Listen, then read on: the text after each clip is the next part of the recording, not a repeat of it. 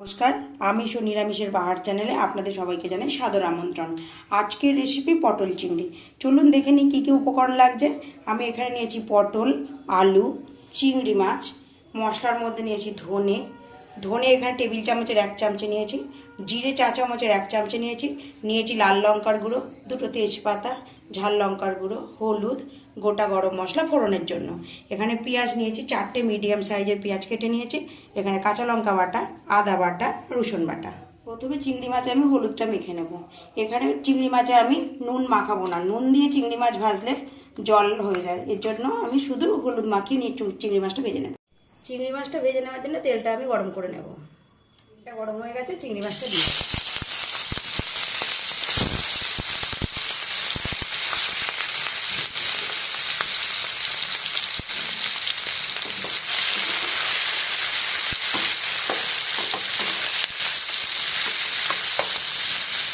চিংড়ি মাছটা ভেজে নেওয়ার এই পর্যায়ে আমি সামান্য একটু নুন দিয়ে নাড়াচাড়া করে নামিয়ে নেব।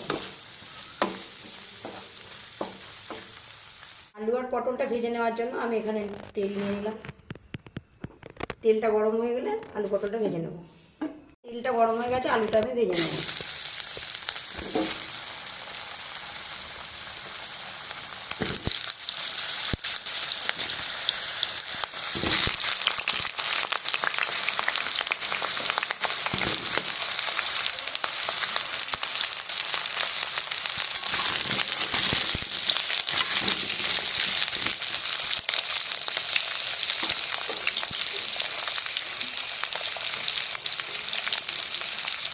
দিয়ে দেবো সামান্য হলুদ,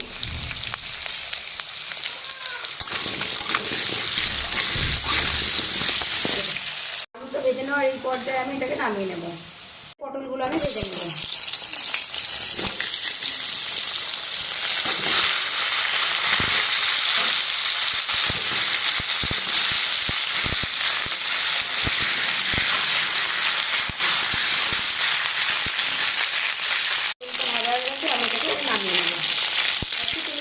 তেলের পরিমাণটা আমি আরও কিছুটা বাড়িয়ে নেব। তেলটা গরম হয়ে গেলে আমি ফোড়ন দেব।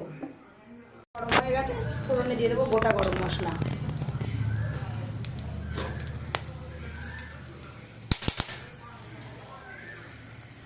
এখানে দিয়ে দেবো 2টো তেজপাতা, দিয়ে দেবো কাটা পেঁয়াজ।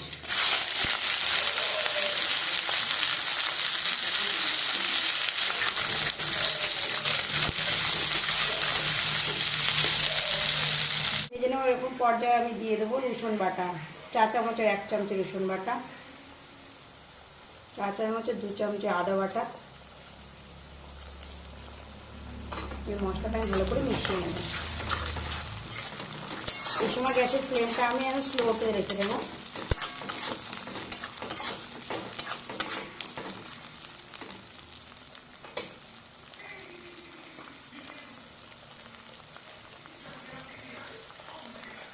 আমি যে ধনে জিরে গুঁড়োটা দেখিয়েছিলাম আগে, সেটাকে আমি শিলেতে আবার বেটে নিয়েছি, ওটা আমি দিয়ে দেবো। দিয়ে দেবো 1 চামচে কাঁচা লঙ্কা বাটা,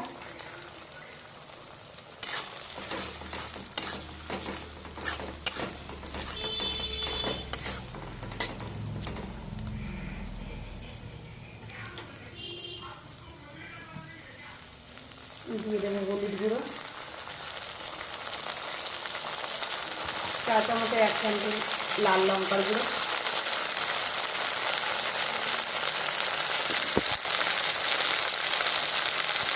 1 চামচে দিয়ে দেবো ঝাল লঙ্কার গুঁড়ো।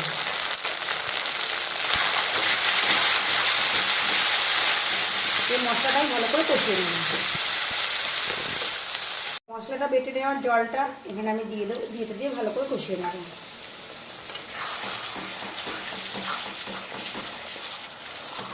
এই মশলাটা আমি ঢাকা দিয়ে কষাবো। মশলাটা কষানোর এরকম পর্যায়ে পটল আলু ভাজাগুলো আমি দিয়ে দেবো।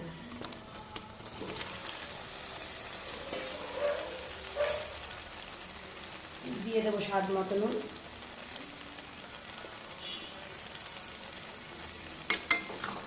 দিয়ে মশলাটা ভালো করে আমি মিশিয়ে নেব।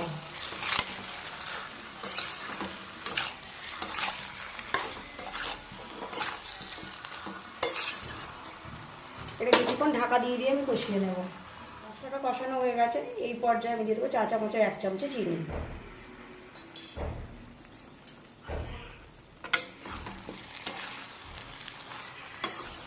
দিয়ে ওটা আমি ভালো করে মিশিয়ে নেব।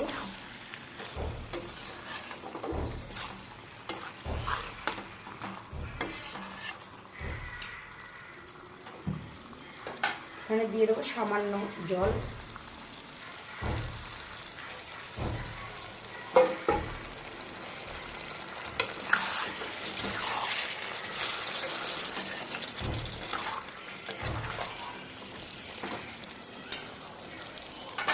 ওই গ্যাসের ফ্লেমটা লো টু মিডিয়ামে রেখে এটা ঢাকা দিয়ে আমি সেদ্ধ করে নেব। সরিয়ে একটু আলুটা চেক করে নেবো সেদ্ধ হয়েছে কিনা।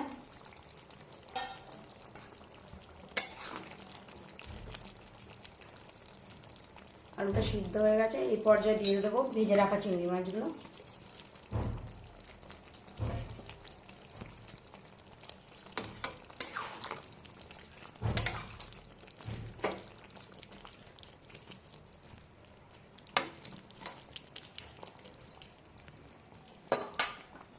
এটা আবারও 5 মিনিট আমি ঢাকা দেবো।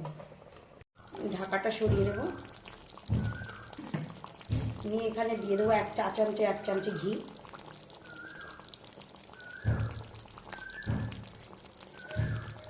আর অ্যাড করবো শাহি গরম মশলা সামান্য পরিমাণে।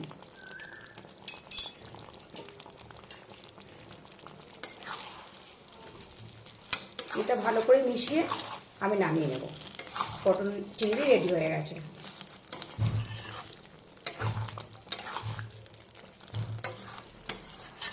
মেশানো হয়ে গেছে, নামিয়ে নেব। আজকে পটল চিংড়ি রেসিপিটা এখানেই শেষ করলাম। আজকের রেসিপি কেমন লেগেছে আপনাদের কাছে অবশ্যই কমেন্টে জানাবেন। ভিডিওটি স্ক্রিপ্ট না করে প্রথম থেকে শেষ পর্যন্ত দেখে যাবেন। ভালো লেগে থাকলে লাইক, শেয়ার, কমেন্ট, সাবস্ক্রাইব করতে ভুলবেন না। সাবস্ক্রাইব করে চ্যানেলটির পাশে থাকবেন। পাশে থাকা বেল আইকনটি অবশ্যই প্রেস করে দেবেন। আবারও আপনাদের সঙ্গে দেখা হচ্ছে এরকম কোনো নতুন ভিডিওতে। ততক্ষণ ভালো থাকবেন, সুস্থ থাকবেন। ধন্যবাদ।